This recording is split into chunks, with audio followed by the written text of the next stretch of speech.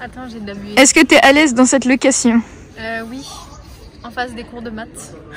Là c'est mieux je crois. Parce que là il y a mon nom. Comme tu veux. Ah mais j'ai pas le golden hour là. Je suis pas dans le... Si tu l'as, à skip. Ok. Si tu veux que je narrow it down ou tu veux... Ok.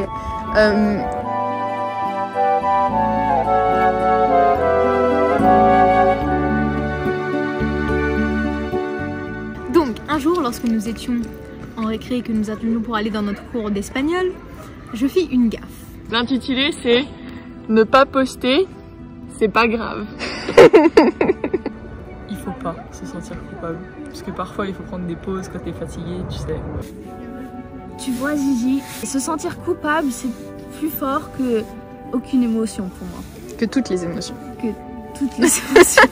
J'ai malencontreusement presque dit à Zizi qu'il fallait qu'elle se calme dans ses vidéos YouTube. Malgré le fait que vous soyez absolument adepte, voire addict à ces vidéos, il est important pour elle et pour vous que nous arrivions collectivement à la conclusion que ne pas poster, ce n'est pas grave. Pour recharger notre esprit créatif et retrouver des nouvelles idées. Parce que if you're burnt out, then that's not good. T'as envie de tout reprendre, de tout ce que t'as fait.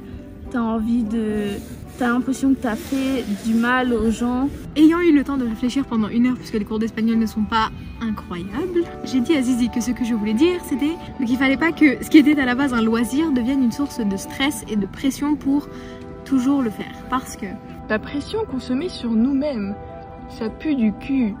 Et ça fait beaucoup de mal à nous qui sommes déjà pressés comme des oranges. Se refaire un autre schedule qui est plus adapté à ce qu'on peut faire, qui est dans nos capacités. Zizi, je désire que tu ne te stresses pas à poster parce que c'était vraiment quelque chose qui te faisait plaisir et il faudrait pas que ça devienne quelque chose trop imposant dans ta vie qui fait que tu peux rien faire d'autre parce qu'il faut absolument que tu postes toutes les semaines. En tant qu'artiste exquisement talentueuse, apprends en même temps que vous et moi à mettre cette pression de côté. Excusez-moi. Ok, non. Ok. C'est dangereux comme émotion même.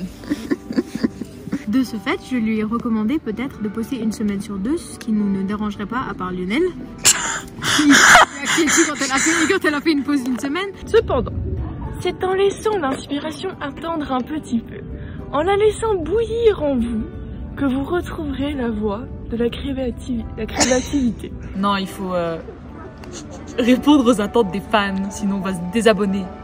Forcer la créativité c'est impossible parce que bah voilà, ça vient de la liberté de faire quelque chose de soi-même.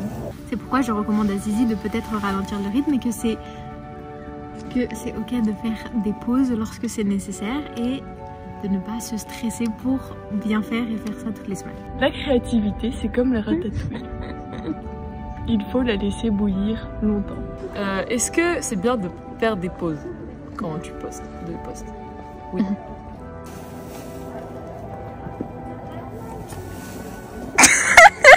Au fond, les pauses c'est génial. Et ça, votre ratatouille interne, elle le sait.